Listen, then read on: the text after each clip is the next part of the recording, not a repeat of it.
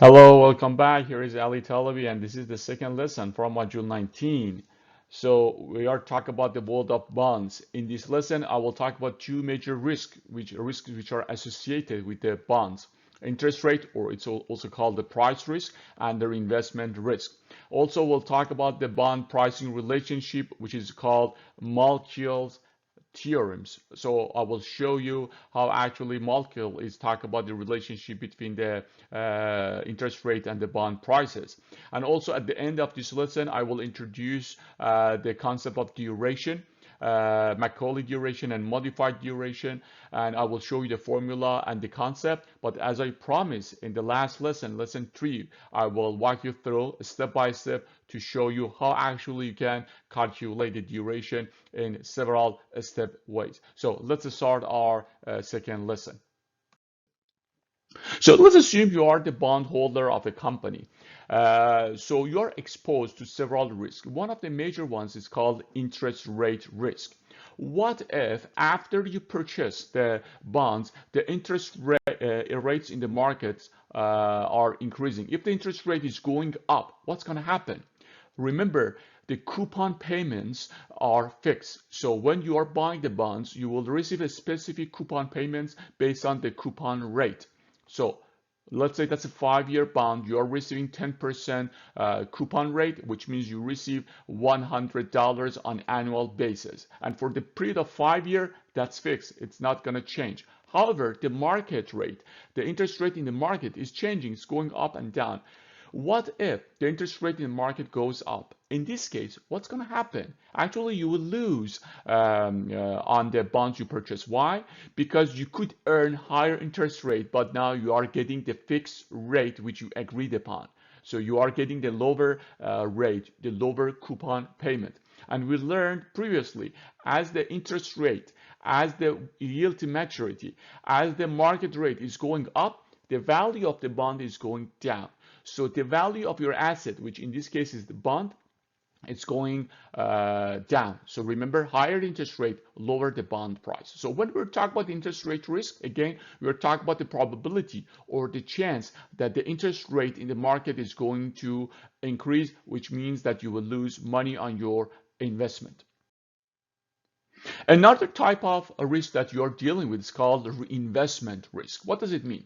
It means we are talking about the future, and for sure talk about the uncertainty. It means that how uncertain or unsure you are about the value of your investment on the maturity or expiry date. So for example, for the bonds, we talk about expiry date of 5 year or 10 year. So after 5 years, after 10 year, what's going to happen to interest rates?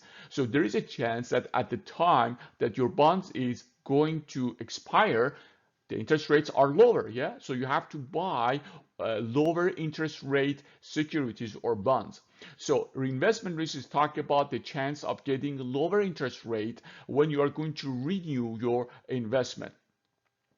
And again, the assumption here is that after expiry date, you don't need your money and you are going to reinvest your money.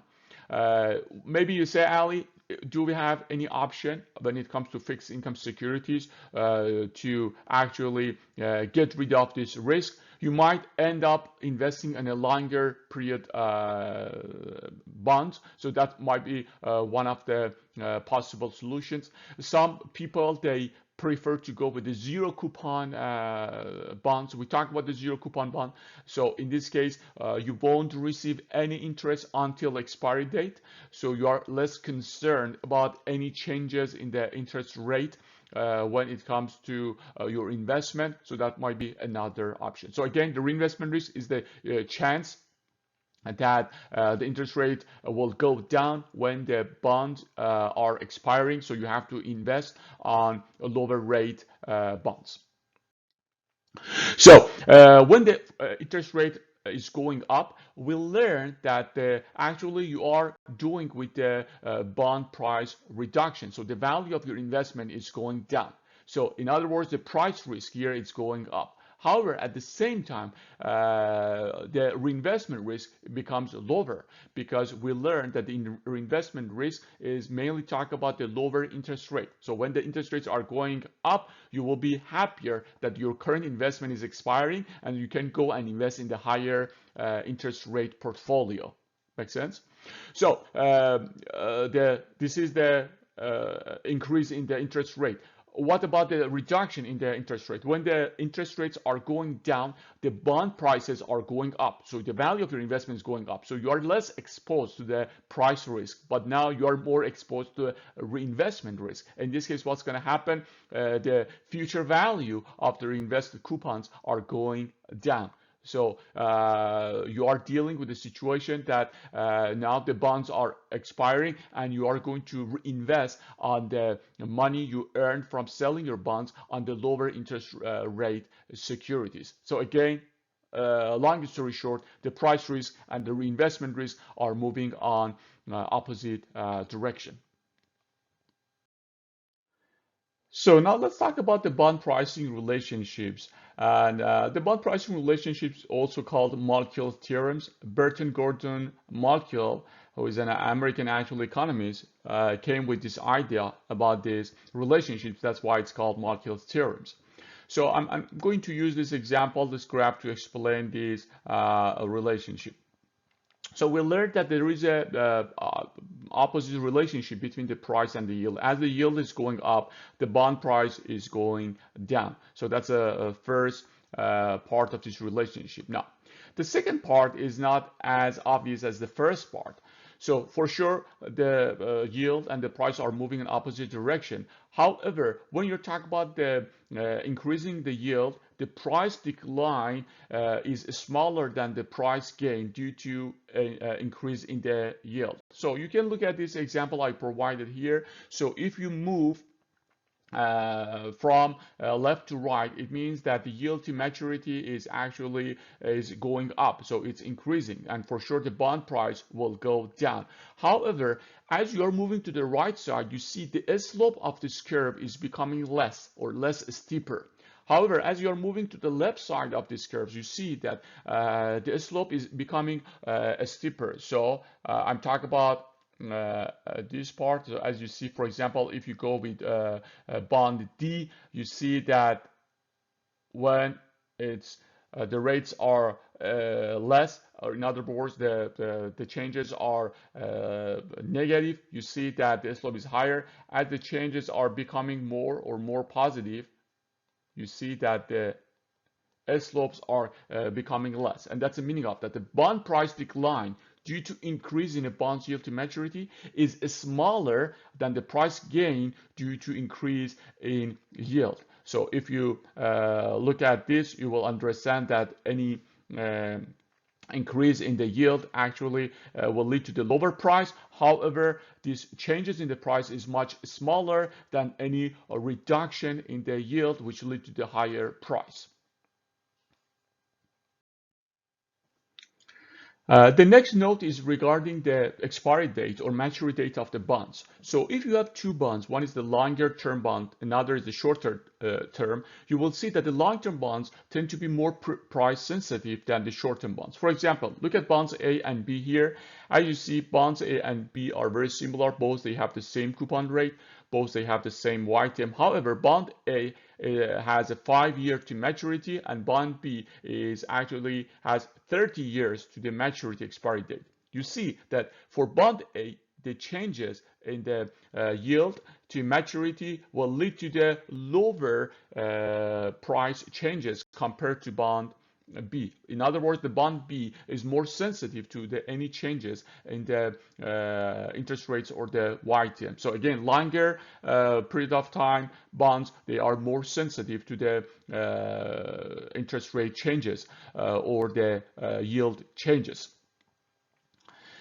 As maturity increases, price sensitivity increases at a decreasing rate. So if you compare the same two bonds, you will see that the bond B has a higher maturity. But as you are getting or becoming closer to the expiry or maturity date, these changes or this sensitivity will increase at a lower rate or decreasing rate. In other words, as you are further away from the expiry date, these changes is much higher, the sensitivity is much higher than when you are getting closer to the expiry date. As you are getting closer to expiry date, the price changes to the rate changes will become less. Still, it's going to increase. The price sensitivity will be there. So as the rates are, for example, are going to increase, the price will decline further. However, the amount of decline will be less as you are becoming getting closer to the expiry date. And the last note is regarding the coupon rate. If you're comparing two bonds which they have different coupon rates, the bond which has the higher coupon rate is less sensitive to the yield changes. So the coupon can help you actually to have a lower sensitive bond. So if you have two bonds, for example, look at bonds B and C here. You see bonds B and C, they both have the same 30-year maturity date. The initial YTM is 10%. However, bond B has 12% coupon rate, bond C has 3% coupon rate. So if you compare B and C, you will see that actually B is less sensitive than C. Why? Because it has the higher coupon rate, less sensitive to the changes in the yield to maturity. So we learned that as the yields are changing, as the interest rates are changing, the bond prices also will change. But the question here is, how big is this change? And how can we use these yield changes to estimate the bond prices? So to answer this question, we need to refer to the concept of duration. Actually, duration will help us to measure the percentage of changes in the bond prices as the yields are changing. So we can use this formula, which is based on the duration, to calculate the percentage of changes in bond price. A few notes. First of all, when you're using this formula, remember you're talking about the changes in YTM, not percent of changes in YTM. So for example, if the YTM is going up from 8% to 10%, the change in YTM becomes 2%. So you just use 2% here.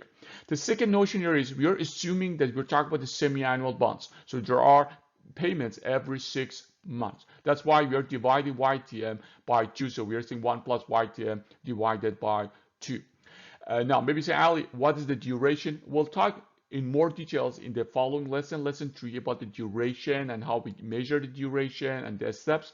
But for now, remember that the duration is the weighted average of the times until those fixed cash flows are received. So we mentioned that which cash flows? You will receive cash flows or the coupon payments for the bonds. Every 6 months, for example, you will receive those payments. Now, every bond has its own expiry date. For example, you're talking about a 5-year bonds.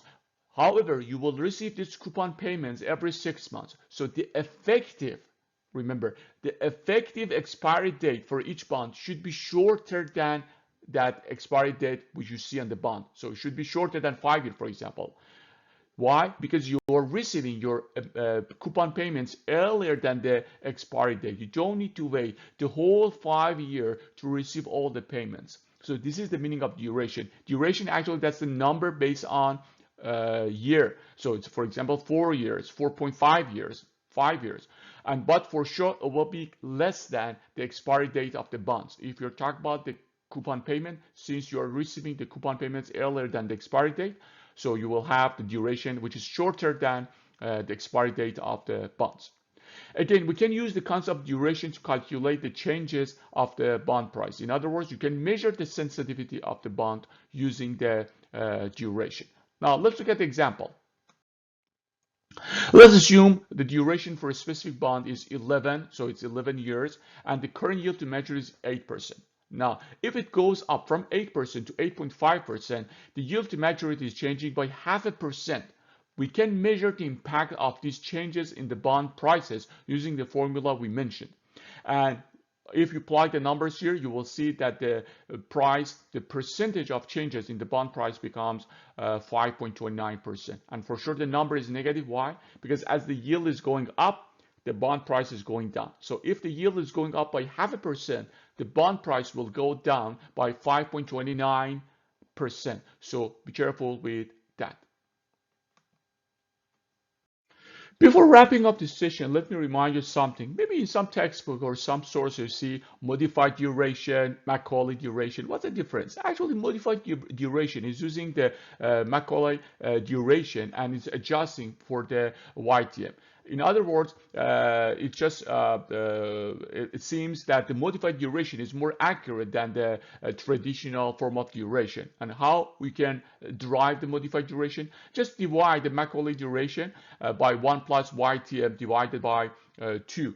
So we are adjusting for the YTM here.